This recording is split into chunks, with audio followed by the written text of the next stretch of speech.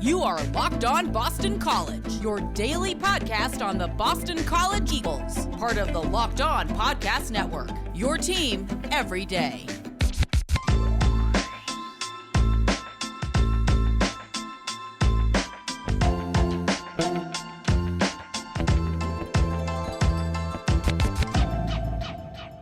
This is Locked On Boston College host AJ Black here. We're here with a special YouTube exclusive episode to talk about Friday's first practice for BC football as Jeff Hafley's squad entered the Fish Fieldhouse in a warm and rather humid day to get things going for the 2022 season.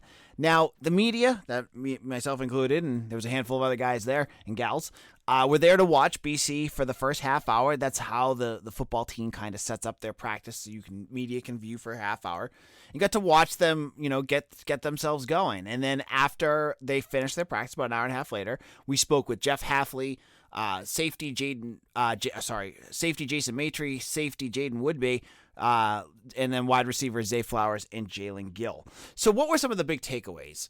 I want to get into one of the big ones I think you guys are going to get most excited about, because explosive weapon players are always like a big hit here on Locked On BC, and that is Joseph Griffin the second. They call him Joe Griffin when they were talking about him, but he's a 4-star wide receiver freshman out of Springfield, Massachusetts. Now, I cover recruiting, and I honestly missed this about him. He's 6'4".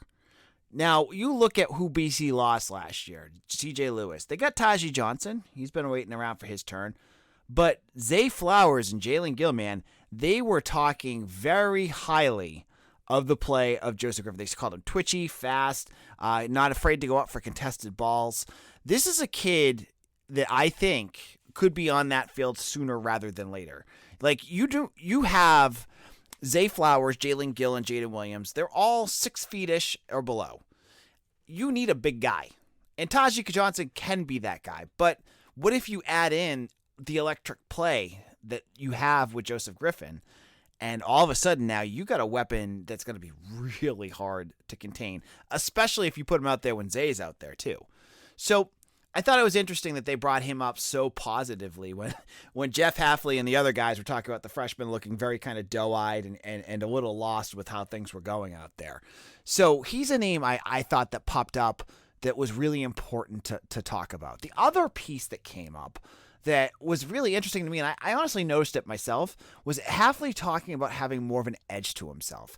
Now, over the last couple of years, one of the things about Jeff Hafley that people have enjoyed is that he's been friendly. I mean, he's a friendly guy. You see him on the field. He's very supportive.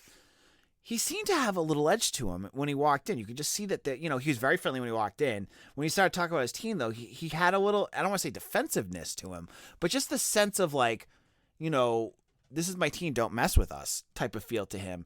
And the players brought it up too, that they've noticed him having that. That's good.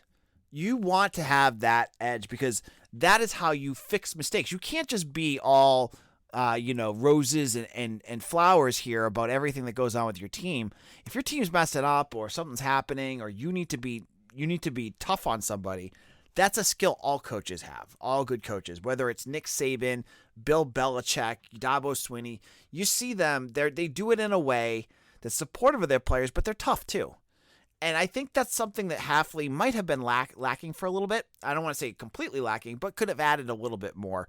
And I was glad to hear him bring that up as something he wants to add to his repertoire, because nice guys finish last. That's what the saying always is, and especially in football, you need a little bit of that edge. So I'm glad to hear him say that. Now, in terms of his growth, too, I also enjoyed him talking a little bit about how he needs to continue to insert himself more into the offensive game plan. Now, he brought this up during the spring and during the ACC media days that, in the past, his bread and butter is the defense, so he usually stuck with the defensive game plans and let Frank Signetti do his own thing, and even a little bit now with John McNulty. But now he's saying, look, I got to get in there. I have to get better at, looking at what we're doing, get my feedback in there, talk to Rod Chudzinski and get his feedback. So Hafley looked like, he mentioned, too, that he needs to do it even more than he said that he's been doing it. So I think it's something that he's balancing. He's learning how to balance that. And I think it's a definite piece that, again, if you want to grow as a head coach, you need to understand everything that goes on in the field, right? Like, again, I bring up Belichick. he's a defensive-minded coach, but also he clearly knows what's going on the offense too. You need to have that piece to be a successful head coach at the college level. Now, BetOnline is the fastest and easiest way to check on all your betting needs. Find all your favorite sports and events at the #1 online source for odds, lines, and games. Find reviews and news of every league, including Major League Baseball, NFL, NBA, NHL, combat sports, esports, and even golf. BetOnline continues to be the top online resource for all your sports wagering information. From live in-game betting, scores, and podcasts, they have got you covered. Head to BetOnline today or use your mobile device to learn more about the action happening. Head on over to BetOnline, where the game starts. This is Locked On Boston College. AJ Black, I'm your host here.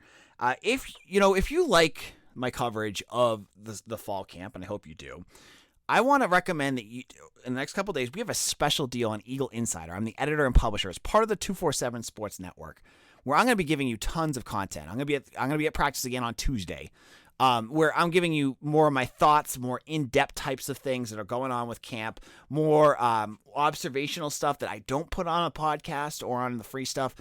And guess what? It's the price, less than a price of a cup of coffee right now each month. You can get a full year of VIP, which includes myself and all the network exclusives that we have on our site, including our message board, which I'm on all the time when I answer questions about everything, for less than $50 a year for new subscribers. All you need to do is go over to eagleinsider.com and hit that subscribe button now and sign up. You're going to get top-notch coverage from myself at a great price. So I hope you consider doing that, because it's $482 a month. If you want to follow Boston College sports, recruiting, basketball, all that good stuff, hit that subscribe button today. I think you're going to enjoy it. So again, going into the camp, we're looking at what happened at camp today. The other piece that came up was the defensive backs. We talked a lot with Jaden Woodbay and Jason Maitre, who are both I think they're roommates or housemates. Talked a lot about playing Connect 4 against each other, but they're also very competitive with each other, and that seemed to be a big theme that came up from all the coaches and staff, was the work of Phil Matus, their strength and conditioning coordinator, over the summer. Now, Zay Flowers, their wide receiver, he said, they worked harder and more, they had more work with the strength and conditioning coaches than they've had since he's been at BC, and that was a big deal. And I have to say, just being there, I mean, I'm a smaller guy, so I feel like I'm in the land of giants sometimes when I'm standing like next to the offensive lineman and such. But they all looked like I looked at Phil Jakovic, I was like, man, he got himself in even better shape. Like, all the guys look like in very good shape right now. And I think that was because of Matus's work over the summer and getting them ready. And they did that through competition, and it was a great way of get those competitive juices that they always have going, but also making it fun. Now, they played games like running, they'd have a hill race, and you get points of whoever beat him. So Zay was saying, like, he raced Elijah Jones, their cornerback. They did all this type of stuff, and they cut points and for bragging rights at the end, and all the guys were part of it. So it sounds like to me that this could be the most in shape group we've seen under Jeff Hafley. And part of that's because of COVID, that there was all those wonky restrictions that didn't, remember they were like lifting tires and stuff for a while because they couldn't do it because of COVID. Now they're able to do it and do it at a level that I think could get these guys in really good shape. Now, injuries is going to be the things to watch for, because, this roster, they need to keep guys healthy. And right now, I mean, just watching, they hide their injured guys. You really don't see them. Christian Mahogany is the only one, their offensive guard, that's out right now. But, as camp goes on, it's a physical game. Things happen. But it was great to see them. They were obviously full of energy. As Hafley said, if they weren't full of energy on the day one, he'd be worried about it. It's great to see BC football back. It felt good to be back on campus, to see the sights and sounds, and see Alumni Stadium and the Fish Field House, and see, the other reporters like Andy Backstrom, Trevor Haas, Kevin Stone, saw them all there, and all the staff at BC too. So again, I'll be back at practice on Tuesday to get more of an update. On Saturday, Phil Drakovic's going to speak, and I'll be able to break down his comments because I'm sure they're going to put it up on YouTube, and we'll go from there. Well, thank you all again. Join me on Eagle Insider. Again, you can have full access to me. I have an answer, Ask AJ Anything segment, where you can ask me anything that you want answered, and I answer it as best as I can. So it's less than $5 a month. Go over to Eagle Insider, click that join button right now, and become a member. Thank you all. We'll see you again soon.